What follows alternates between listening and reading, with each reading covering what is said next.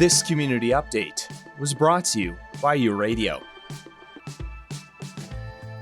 A new exhibit at the Manitoba Museum is shedding light on a chapter of Canadian history many people have never heard about. For the first time outside of Vancouver, the paper trail to the 1923 Chinese Exclusion Act is now on display, bringing long-hidden stories into the public eye. Launched in collaboration with the Chinese Canadian Museum, this marks an important moment in sharing these stories across the country, according to Grace Wong, board chair with the Chinese Canadian Museum. Because the paper trail chronicled 400 stories from across Canada, the impact of that Chinese Exclusion Act on those families, on those individuals, then we always knew that we would want it to travel across Canada. So this is the first stop. And, Manitoba Museum has been wonderful. They saw right away that it would be important to host this exhibition. So we're very grateful that they did. The Chinese Exclusion Act of 1923 was a federal law that nearly banned all Chinese immigration to Canada, following decades of discriminatory policies like the Chinese head tax.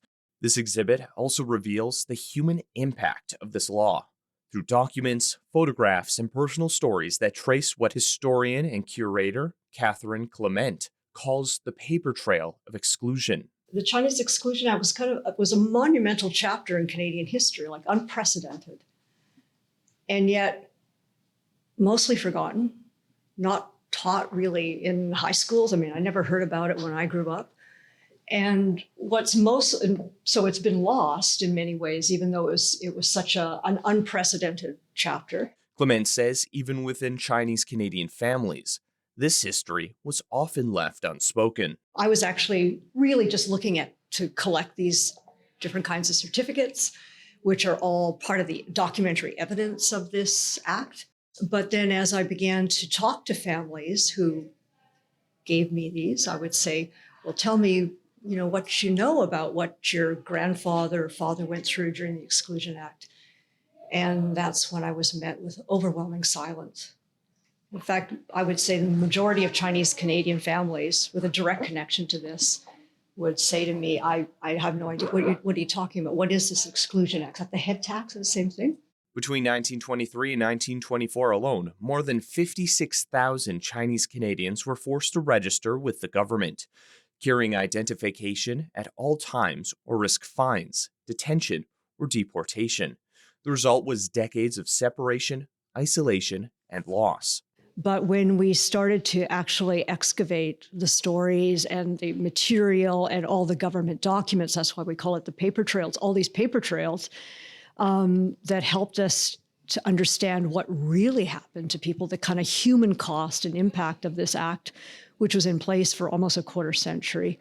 It was far worse than I ever imagined it to be. The exhibit also brings these stories close to home. Thomas Rempelong helped trace the history of his relative, Henry Yi, a man who paid the head tax only to be separated from his family when the Exclusion Act took effect. He went by Henry Yi here, and from what we found, he came to Canada in 1917, paid the head tax, but then, as Catherine mentioned, not that long after that, the Chinese Exclusion Act came into effect, and turns out that Henry was married and had at least 2 children. So we could tell the initial effect would have been he would have come first, and then in time, when he would have earned the money, he would have brought the rest of the family over. But the Exclusion Act took effect before that could happen. So all of a sudden, overnight, he's now separated from his family. He lived the rest of his life alone. A bottle of Crown Royal, once meant to celebrate another's family reunion, now sits unopened in the museum, a quiet reminder of what he lost. When I was doing some decluttering and my grandfather was still around, I had specific instructions not to touch that cabinet. Of course, he wouldn't say why, but 1962 was the year when my father and grandmother got the approval to come to Canada. My grandfather himself, he had come in 1952. So there was a decade separation. So we gathered that this was almost, call it a thank you celebration gift where, my grandfather's got the good news, his family's going to be reunited. And the interesting thing was this bottle obviously was never opened. Maybe Henry was honored or, grateful for the gift, but he wasn't ever going to open it. On opening day, students walk through the exhibit, many encountering this history for the first time. I think different people will bring away different things.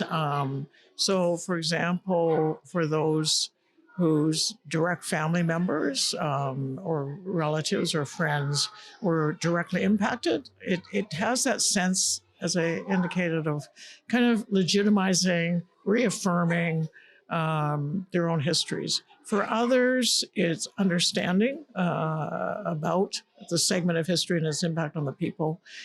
In totality, it is about building that common understandings that ultimately we build a stronger society.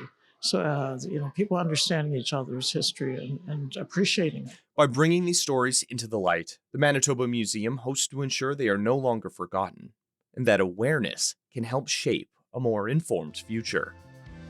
You're listening to U Radio, where diverse voices connect. Stay tuned for more stories and insights that matter.